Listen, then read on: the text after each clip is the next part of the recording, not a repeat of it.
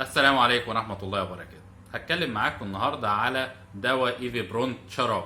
ايفيبرونت شراب من الأدوية المهمة جدا في علاج السعال، بيعتمد على أساس عشبي للناس اللي بتحب الأدوية العشبية المكملات الغذائية الطبيعية.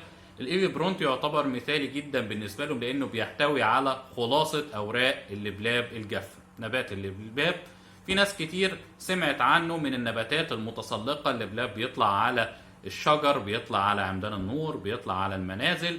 الأوراق بتاعته بتحتوي على مواد مهمة جدا في علاج البلغم والكحة بشكل عام. بتشتغل على تحسين الأداء بتاع الجهاز التنفسي عن طريق إن هي بتعمل عملية تخفيف للبلغم، بتخف اللزوجة بتاعته، بتقلل من الالتصاق بتاعه كمان بجدار الجهاز التنفسي. عشان كده بتساعد الرئتين إن هي تطرده لفوق وتطلعه عشان تمنع عملية التراكم بتاعه اللي بيسبب الاختناق وبينتج عنه الكحة والسعال المستمر.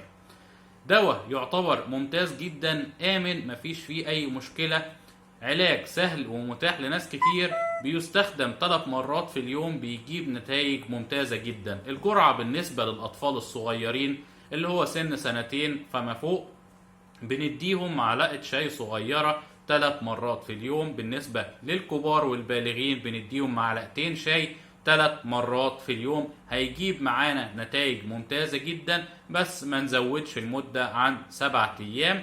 بعد كده ما جابش نتيجة يبقى لازم نعرض نفسنا تاني على الطبيب ونشوف ايه المشكلة اللي عندنا. آمن، مفيش فيه أي مشكلة. يفضل إن احنا ما نستخدموش أثناء الحمل والرضاعة لأن ما اتعملتش دراسات عليه عشان تثبت مدى أمانه في الحمل والرضاعة. لكن لو انت عايزة تستخدميه لازم تراجع الطبيب المختص أو الطبيب اللي انت بتتابعي معاه وهو يقول لك مدى أمانه أثناء الفترة ديت. بالنسبة للأطفال اللي أقل من 2 برضو ما تعملش عليهم دراسات، عشان كده ما بننصحش باستخدامه طالما لم يثبت أمانه أثناء الفترة دي. متوفر في الصيدليات، سعره مش غالي. العبوة بتاعت الايفيبرونت سعرها 17 جنيه وربع. يعتبر مثيل لبعض الأدوية اللي مش متوفرة زي الإيفيروسبان، ده يعتبر مثيل ليه بنفس المادة الفعالة وبيجيب نفس النتائج. بالاضافه ان احنا دايما بننصح الناس ان هي ما تعتمدش على ادويه السعال لوحدها، لازم نساعد معاها بحاجات طبيعيه يوميا زي ان احنا نشرب سوائل كتير.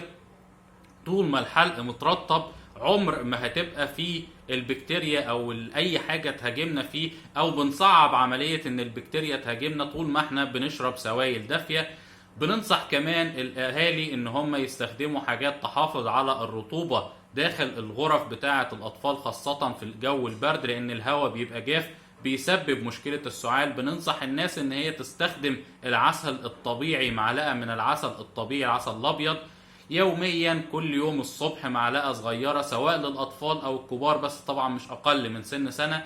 بننصح الناس ان هي تستخدمه يوميا، هيجيب معاهم نتائج ممتازة جدا عشان يساعد مع الدواء ان هو يخلصنا من السعال. بالاضافة ان الدواء بتاع الايفيروسبان والايفيبرونت او اي ادوية بتحتوي على خلاصة اوراق اللبلاب بيبقى كمان ليها بعض الخواص المضادة للأكسدة اللي بتحافظ على عمر الخلايا وبتحسن من صحتها. أرجو أكون وصلت المعلومة ببساطة. لو عجبك الفيديو ما تنساش تعمل لايك وتشترك في القناة. عندك أي سؤال أي استفسار سيبه في تعليق أسفل الفيديو وأقوم بالرد عليه في أقرب وقت ممكن. إلى أن نلتقي إن شاء الله في فيديوهات جديدة مع أدوية جديدة ومتنوعة. كان معكم دكتور حاتم فتحي.